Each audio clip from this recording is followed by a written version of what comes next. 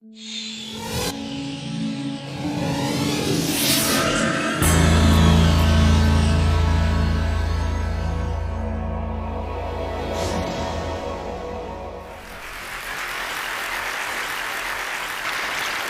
right, so like all good stories, this starts a long, long time ago when there was basically nothing. So here is a complete picture of the universe about 14-odd billion years ago. All energy is concentrated into a single point of energy. For some reason, it explodes, and you begin to get these things. So you're now about 14 billion years into this. And these things expand and expand and expand into these giant galaxies, and you get trillions of them. And within these galaxies, you get these enormous dust clouds. And I want you to pay particular attention to the three little prongs in the center of this picture. If you take a close-up of those, they look like this. And what you're looking at is columns of dust where there's so much dust. By the way, the scale of this is 1 trillion vertical miles. And what's happening is there's so much dust, it comes together and it fuses. It ignites a thermonuclear reaction. And so what you're watching is the birth of stars. These are stars being born out of here. When enough stars come out, they create a galaxy. This one happens to be a particularly important galaxy because you are here. And as you take a close-up of this galaxy, you find a relatively normal, not particularly interesting star. By the way, you're now about 2/3 of the way into this story. So this star doesn't even appear until about 2/3 of the way into the story. And then what happens is there's enough dust left over that it doesn't ignite into a star, it becomes a planet. And this is about a little over 4 billion years ago. And soon thereafter, there's enough material left over that you get a primordial soup, and that creates life. And life starts to expand and expand and expand until it goes kaput. Now, the really strange thing is life goes kaput not once, not twice, but 5 times. So almost all life on Earth is wiped out about 5 times. And as you're thinking about that, what happens is you get more and more complexity, more and more stuff to build new things with. And we don't appear until about 99.96% of the time into this story. Just to put ourselves and our ancestors in perspective. So within that context, there's 2 theories of the case as to why we're all here. The first theory of the case is that's all she wrote. Right? Under that theory, we are the be-all and end-all of all creation. And the reason for trillions of galaxies, sextillions of planets, is to create something that looks like that, and something that looks like that. And that's the purpose of the universe, and then it flatlines. It doesn't get any better.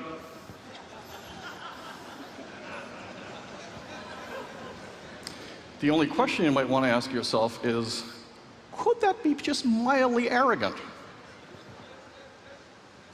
And if it is, and particularly given the fact that we came very close to extinction, there were only about 2,000 of our species left. A few more weeks without rain, we would have never seen any of these.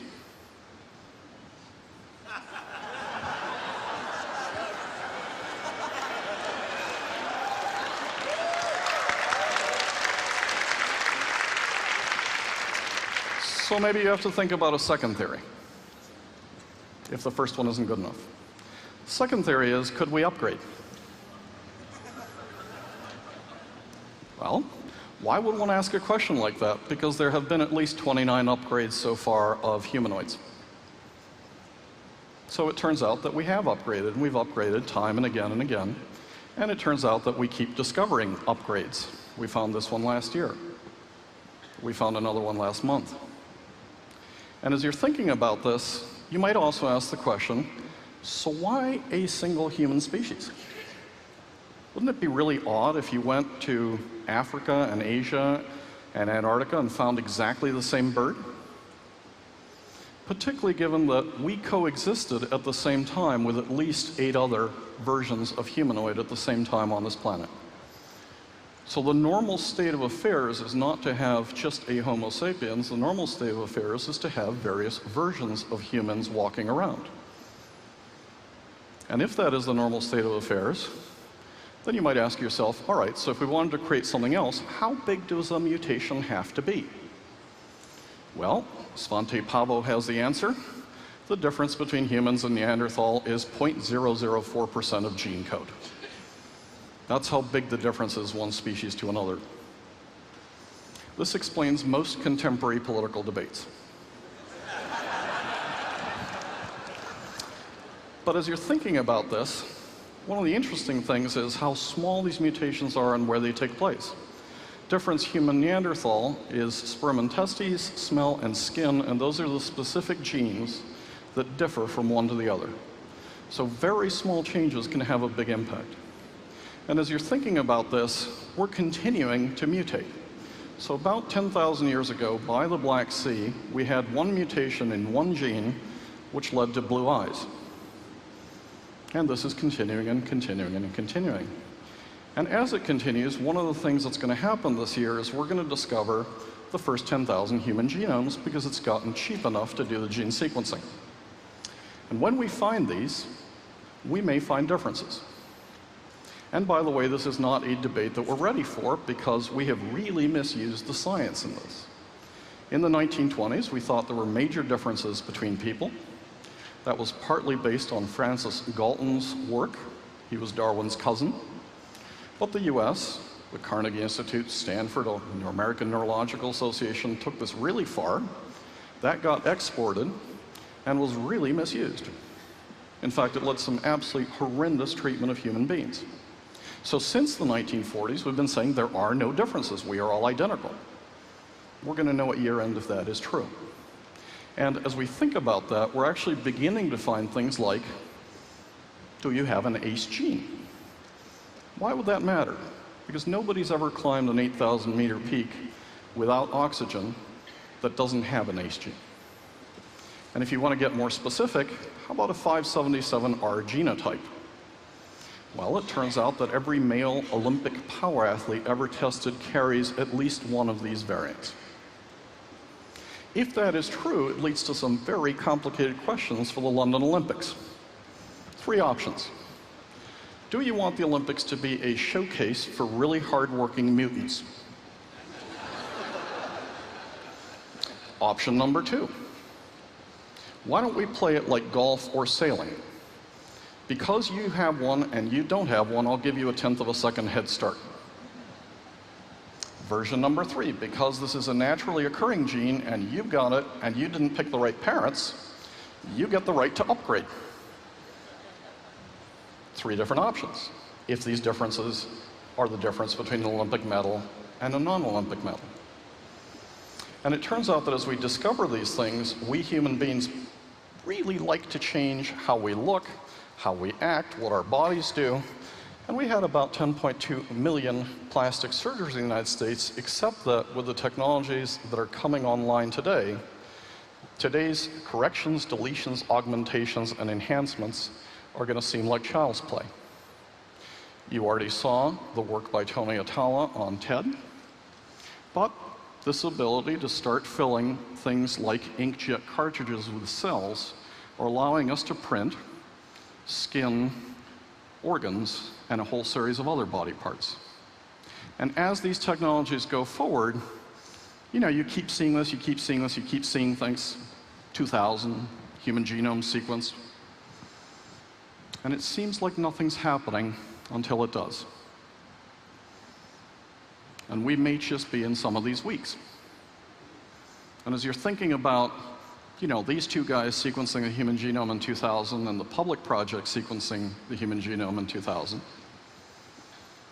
then you don't hear a lot until you hear about an experiment last year in China, where they take skin cells from this mouse, put 4 chemicals on it, turn those skin cells into stem cells, let the stem cells grow, and create a full copy of that mouse. That's a big deal. Because in essence, what it means is you can take a cell, which is a pluripotent stem cell, which is like a skier at the top of a mountain.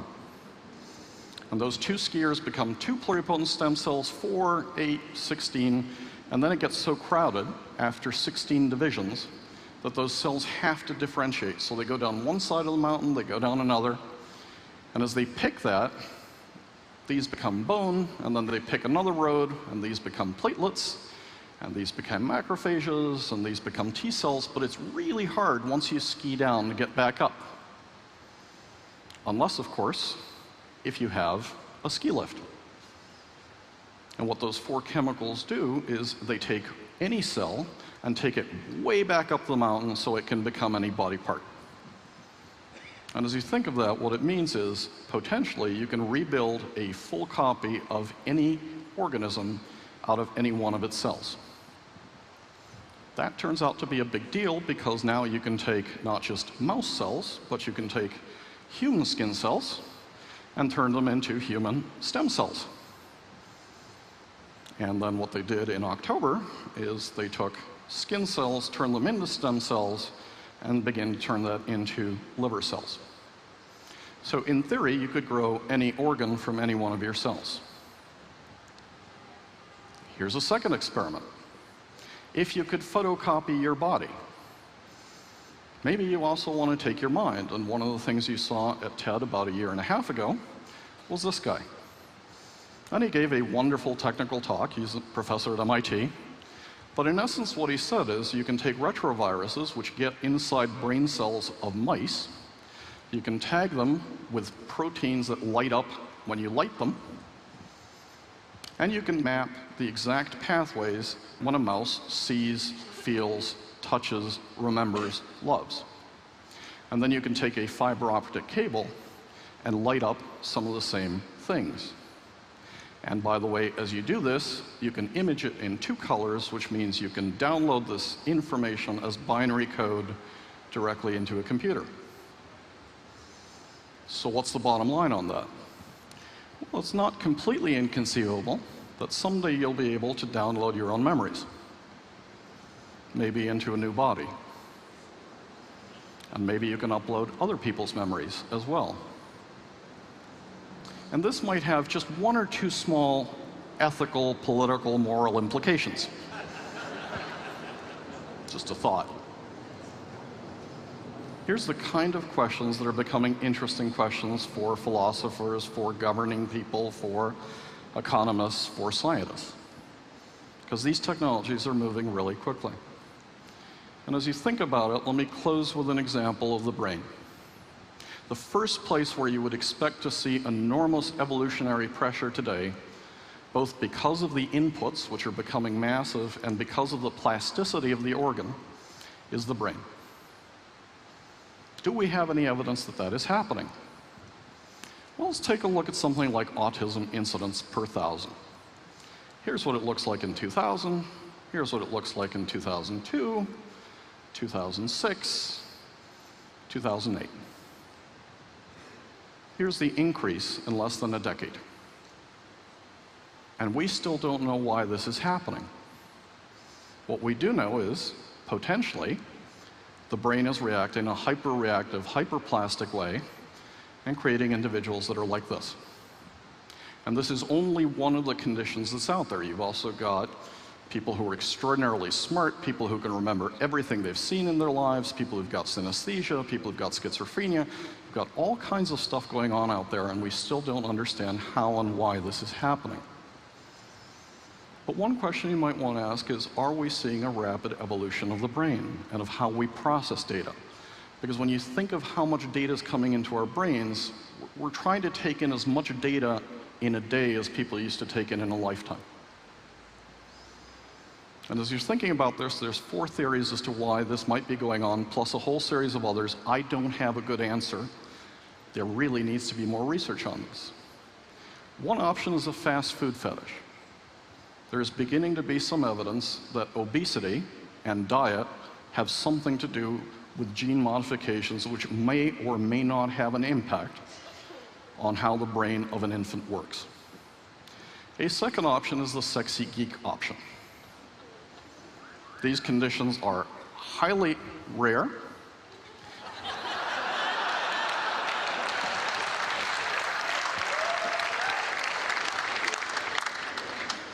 But what's beginning to happen is because these geeks are all getting together, because they are highly qualified for computer programming and it is highly remunerated, as well as other very detail-oriented tasks, that they are concentrating geographically and finding like-minded mates.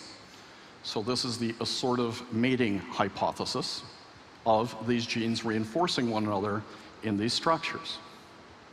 The third is this too much information. We're trying to process so much stuff that some people get synesthetic and just have huge pipes and remember everything. Other people get hypersensitive to the amount of information. Other people react with various psychological conditions or reactions to this information. Or maybe it's chemicals. But when you see an increase of that order of magnitude in a condition, either you're not measuring it right or there's something going on very quickly, and it may be evolution in real time. Here's the bottom line. What I think we are doing is we're transitioning as a species, and I didn't think this when Steve Gullins and I started writing together.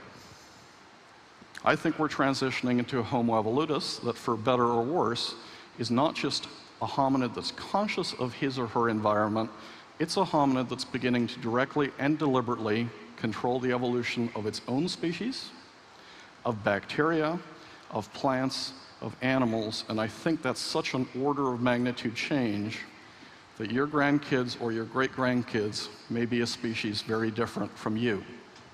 Thank you very much.